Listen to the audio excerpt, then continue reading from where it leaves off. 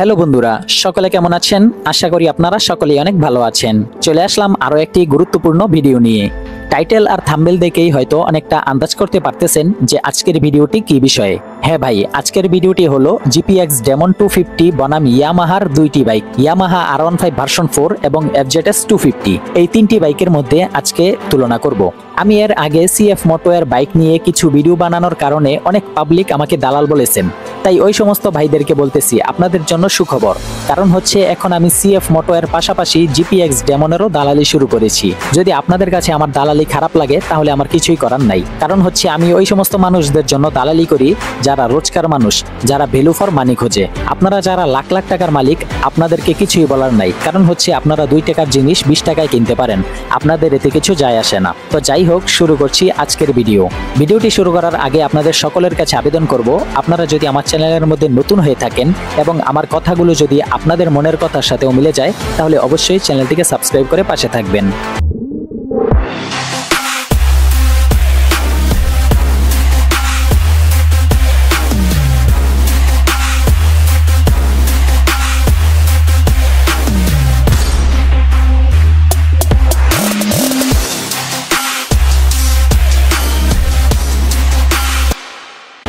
বাংলাদেশের বাইক মার্কেটে আজকাল দাম আর ভ্যালুর মধ্যে বিশাল ফারাক দেখা যায়। একদিকে GPX Demon 250 এর মতো বাইক আসছে দারুণ পাওয়ার আর প্রযুক্তি নিয়ে, অন্যদিকে ইয়ামাহা তাদের FZS 250 আর R15 ভার্সন 4 দিয়ে গ্রাহকদের চোখ ধাঁধানো মার্কেটিং করতেছে।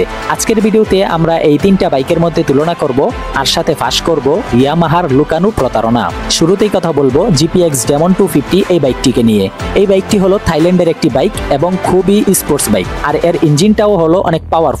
এর ইঞ্জিন থেকে আপনারা পাওয়ার পাবেন 29 bhp এবং এতে ব্যবহার করা হয়েছে লিকুইড কুলিং সিস্টেম এবং এতে গিয়ার হিসেবে রয়েছে 6টি গিয়ার, আর এছাড়াও রয়েছে প্রিমিয়াম সাসপেনশন। বাংলাদেশে এই বাইকটির দাম হলো 4,15,000 টাকা।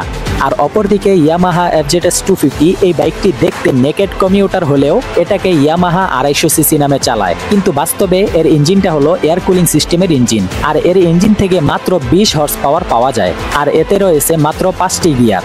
অথচ এর দাম রাখা হয়েছে 4,10,000 টাকা।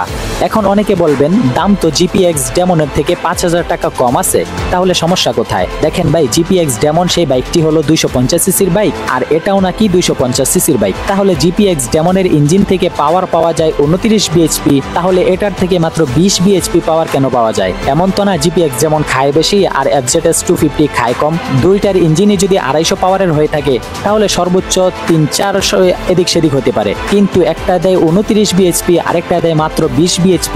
এত কম বেশি কিভাবে হয়? আর অন্যান্য টেকনোলজি আর ফিচার্সের কথা তো বাদই দিলাম, এটা তো শুধুমাত্র বললাম ইঞ্জিনের পাওয়ারের কম বেশি। এরপরে কথা বলবো R15 ভার্সন 4 এই বাইকটিকে নিয়ে। এই বাইকটি 155cc-র একটি বাইক হলেও ডিজাইনটা একেবারে স্পোর্টস। এতেও রয়েছে liquid cooling system VVA engine এবং এতে ইঞ্জিন থেকে পাওয়ার পাবেন 18.4 হর্স পাওয়ার। যেহেতু এটা একটা 150cc-র বাইক, সেহেতু এর থেকে পাওয়ার কম পাবেন, এটাই স্বাভাবিক। এবং এইটাতেও রয়েছে 6টি গিয়ার। বাংলাদেশে এই বাইকের দাম হলো 6,70,000 টাকা।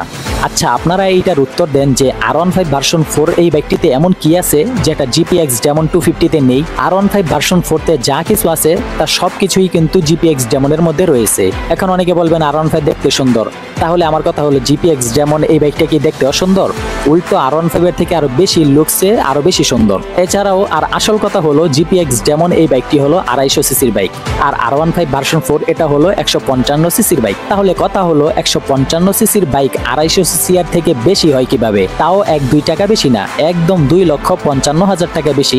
তাহলে এত বেশি কিভাবে হয়? R15 ভার্সন 4 এই বাইকটাতে কি টেকনোলজি অনেক বেশি রয়েছে GPX Demon'ের থেকে?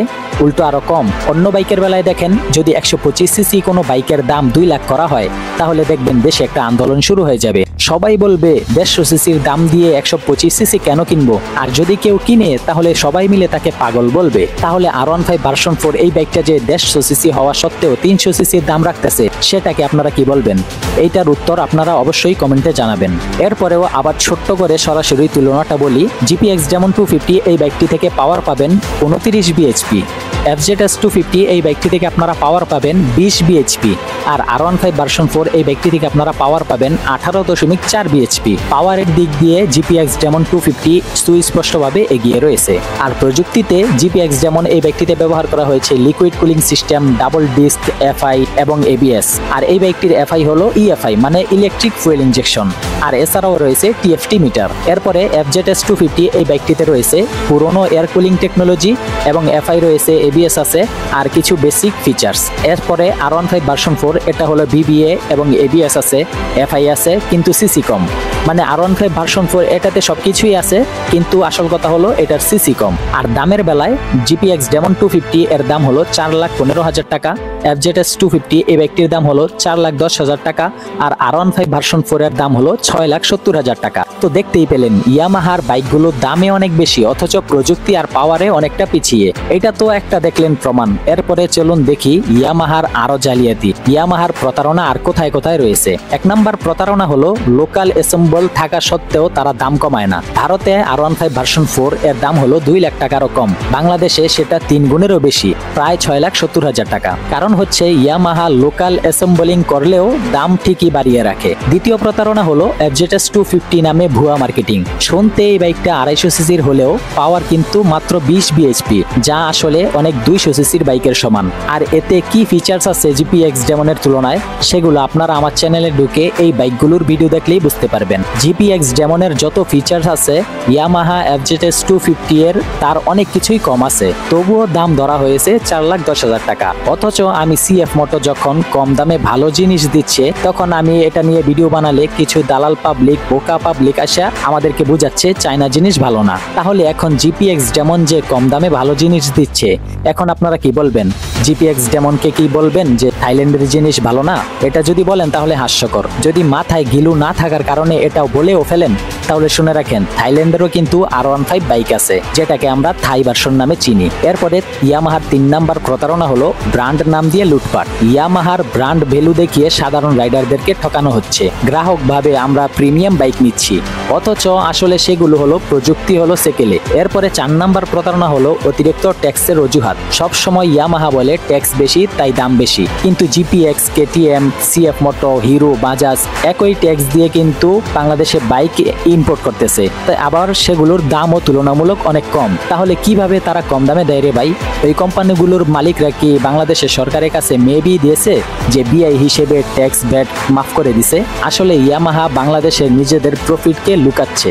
সব দিকে বিচার করলে জিপিএক্স যেমন 250 এই বাইকটি দামের মধ্যে ভ্যালু ফর মানি বাইক। এতে রয়েছে প্রযুক্তি আধুনিক, পাওয়ার বেশি আর দামও তুলনামূলকভাবে কম। অন্যদিকে ইয়ামাহা এফজেডএস 250 একেবারে ওভার প্রাইস। আর R15 ভার্সন 4 দেখতে দারুণ হলেও এটা 155 সিসির বাইক, যা 6,70,000 টাকায় দেওয়া স্পষ্ট প্রতারণা। তাহলে প্রশ্ন হলো আপনি কি শুধু ব্র্যান্ড নামের জন্য 3 গুণ দাম দিয়ে কিনতে চান নাকি আসল ভ্যালু ফর মানি বেছে নিবেন? আসলে ভাই ব্র্যান্ডের মাল নিলেই মানুষ ব্র্যান্ড হয়ে যায় না। আপনি যত বড় জিনিস নিয়েই ঘুরেন না কেন, মানুষ সেই জিনিসটাকেই দেখবে, আপনাকে দেখবে না। আর ব্র্যান্ড কাকে বলে? যেটা মানুষের প্রয়োজন মতো সবকিছু দিতে পারে সেটাকেই ব্র্যান্ড বলে। 2 টাকার মাল 20 টাকায় কিনলে সেটাকে ব্র্যান্ড বলে না, সেটাকে বলে বোকামি। আপনি ইয়ামাহার কাছে বোকা হয়েছেন তাই বেশি দামে কিনেছেন। আর যারা ভ্যালু ফর মানি কিনে তারাই হলো আসল ব্র্যান্ড, তারাই হলো বুদ্ধিমান। তো বন্ধুরা এই ছিল আজকের ভিডিও। আপনারা চাইলে অন্যান্য বাটপার আর লুটবাজ কোম্পানিকে নিয়েও ভিডিও বানাবো। আপনারা যদি চান অবশ্যই কমেন্টে জানাবেন। ভিডিওটা ভালো লেগে থাকলে অবশ্যই লাইক দিবেন, শেয়ার করবেন আর সাবস্ক্রাইব করে পাশে থাকবেন। কমেন্টে লিখে যাবেন আপনার মতে ভ্যালু ফর মানি বাইক কোনটা, জিপিএক্স যেমন 250 নাকি ইয়ামাহা।